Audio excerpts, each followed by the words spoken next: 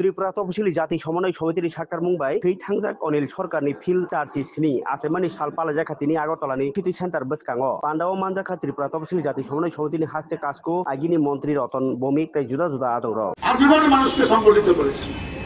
এমনকি আমাদের ভারতবর্ষের স্বাধীনতার পর এখন পর্যন্ত প্রতিদিন দলিতের উপর নির্যাতন, শ্রমজীবী মানুষের উপর আক্রমণ সংঘটিত হচ্ছে।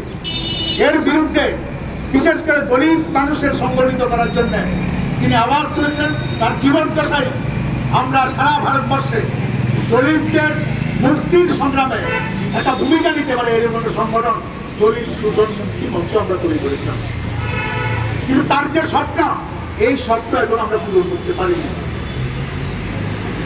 আমাদের রাজ্যে বিশেষ করে তার সংগঠনের নেতৃত্বের ভূমিকা এবং সরকারে বামফ্রন্ট সরকারে তিনি যখন মন্ত্রী ছিলেন তাকে কাজে লাগিয়ে তিনি যে অধিকার আদায়ের সংগ্রাম করেছেন, অধিকার আদায় করেছিলেন, আজকে আমরা লক্ষ্য করছি একদিকে ভারতবর্ষের স্বাধীনতার পর আমাদের ডক্টর বি.আর. আম্বেদকর নেতৃত্বের সংবিধান তাতে যে অধিকার এই দেশের মানুষকে দিয়েছিল এবং আমাদের রাজ্যে বামপন্থী ফ্রন্ট সরকার যে অধিকারগুলি অর্জন করতে সাহায্য করেছিল, আজকে এগুলি সবগুলি একটার পর একটা কেড়ে নেওয়া হচ্ছে।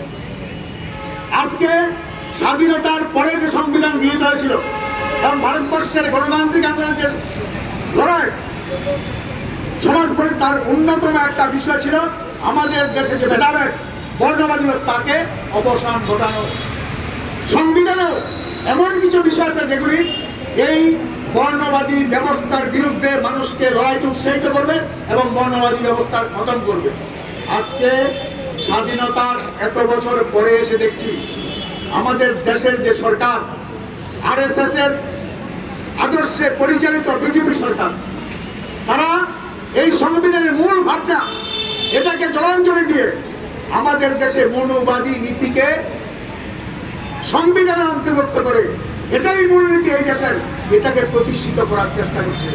আমরা দৃঢ়তার সাথে বলতে পারি ভারতবর্ষের স্বাধীনতা আন্দোলনের পরে ভারতবর্ষের স্বাধীনতাকামী মানুষ যেমন ভারতবর্ষে আরএসএস এর যে কৌশল, এই কৌশলকে পর্যদস্ত করেছিল, ধর্মনিরপেক্ষ ভারত তৈরি করেছিল, একটা সংবিধান দিয়েছিল।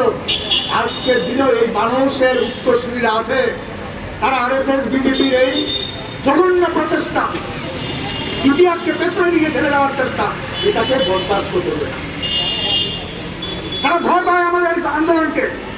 তারা জানে এই বামপন্থী দলিত শোষণ মুক্তি মঞ্চ আমাদের রাজ্যের তফসিলি সমন্বয় বা আমাদের বামপন্থী দলগুলি যেখানে কাজ করছে, তারা তাদের এই প্রচেষ্টা সফল, তার জন্যই আমরা লক্ষ্য করেছি। আজকে আমরা প্রয়াত অনিল সরকারের জন্মদিন পালন করছি, আমরা বিজেপি সরকারের পদত্যাগ চাইছি না, তারপরে শ্রদ্ধা অনুষ্ঠান করছি। সেখানেও দেখছি কংগ্রেসের গুন্ডারা আর বিজেপির গুন্ডারা, সমাজদ্রোহীরা আমাদের সেই কর্মসূচি করতে বাধা তৈরি করে।